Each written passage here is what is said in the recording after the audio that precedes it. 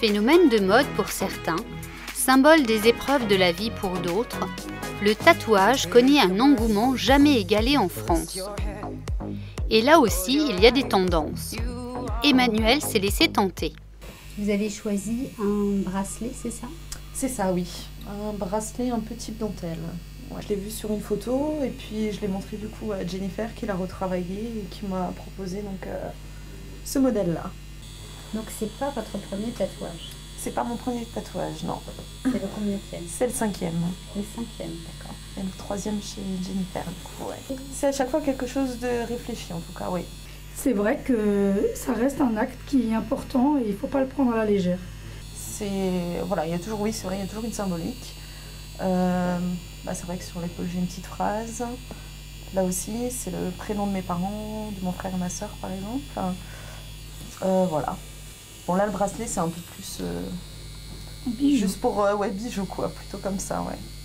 Les grandes tendances, c'est ce que je suis en train de lui faire, la dentelle, les mandalas, tout ce qui est les inspirations aînées. Après, il y a beaucoup le portrait, mais ça, moi, je fais pas encore, parce que j'estime qu'il faut avoir une certaine expérience déjà pour ça.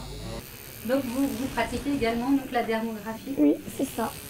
Tout ce qui est eyeliner, maquillage de la bouche. Vous vous réveillez le matin, vous êtes maquillée, c'est pas merveilleux? Ça, c'est top. Les sourcils, j'ai une autre technique. Alors, on n'appelle pas ça de la dermo, on appelle ça de la micro. On travaille avec des aiguilles qui sont des nano-aiguilles pour vraiment faire le travail le plus réaliste possible au niveau du sourcil. J'ai déjà fait des réparations sur personnes ayant de la radiothérapie, des personnes qui avaient fait de la dermo, mais qui avaient viré de couleur avec les années. Et on arrive vraiment à bien rattraper je ne sais pas des dégâts, mais c'est des changements de couleur. Sophie est là pour ses sourcils. Le microblading, c'est quelque chose qui a pris une ampleur, mais folle.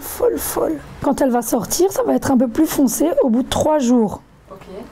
Ça va commencer à s'estomper. Au bout de 4 semaines, si elle ne revient pas, okay, ça part comme c'est venu. Parce au bout d'un mois, alors, du coup... Et au bout d'un mois, on revient, on fait une retouche, on repasse sur tous les sillons. Vous voyez, au niveau de la forme, on va garder son arc, ouais, ici. Ça, ici, on va le laisser ouvert. C'est comme de ce côté. Et ici, on va travailler la pointe pour que quand ça descende, ça lui fasse un joli sourcil. Ça, c'est le travail le plus long au départ. Donc là, on commence, d'accord? Eh ben, si j'interprète, on dirait un coup de cutter. C'est ça. Une fois que j'ai fini mon premier passage, parce qu'il y a 3 passages comme ça, je mets entre 2, chaque fois, je fais une pause de 5 minutes de pigment. Regardez. Vous voyez là? Donc là, vous avez les premiers sillons. Ça, c'est mon repère. C'est-à-dire qu'ensuite, on va insérer on va faire des petites insertions de plein de petits poils à l'intérieur de ces repères-là. Donc là, maintenant, comme je le disais avant, comme il y a les premières incisions, on va imbiber le sourcil. Comme ça, le temps que l'on fasse le deuxième, celui-là, comme on sait qu'une peau cicatrise en général en moyenne, c'est quoi 2 minutes, je crois, 1 minute 30, l'encre va déjà rentrer, premier sillon, ils vont déjà prendre. Et c'est comme ça qu'on va donner aussi des nuances de couleur dans le sourcil. Comment ça va? Sur le deuxième passage, là? Plutôt pas mal. Là, maintenant, entre les passages, on comble. Vous voyez, on comble les petits trous. Vous êtes prête? Oui. Sophie est ravie. Un peu foncé, premier jour. Non, ça me choque pas plus que ça parce que ça va avec la racine du cheveu, donc c'est pas. Et puis j'ai les yeux qui sont démaquillés, donc c'est vrai du moment que je vais remettre un coup de mascara, regarde, ça se remarquera encore moins. Mais revenons à Emmanuelle. Ça fonctionne. Voilà. Super contente depuis le temps que j'attendais, ça faisait plusieurs mois, donc enfin c'est parfait, c'est comme je voulais, c'est toujours du bon travail. Kevin, le mari d'Emmanuelle, est lui aussi tatoué. Ça, c'est votre premier? Non, j'en ai un autre, mais il est dans le dos. C'est un tribal que j'ai fait quand j'étais plus jeune, à 17 ans, 18 ans. D'accord. Le pourquoi, la stupidité, on va dire. Vous regrettez? Si je pouvais le changer, oui, je le ferais. C'est vrai que des fois, en été, j'ai envie de l'enlever. Je le gratte dessus, quoi. Et tu sais que si tu le reprends, Il va y avoir double couche. Lorsque Jennifer a fini le tatouage, elle établit une feuille de soin.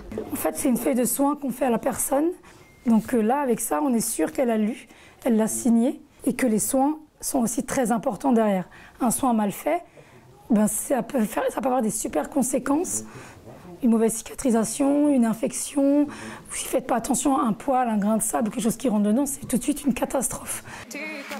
Si vous avez des projets de tatouage, de dermopigmentation ou de microblading, Jennifer reste à votre écoute et vous conseillera avec plaisir et professionnalisme.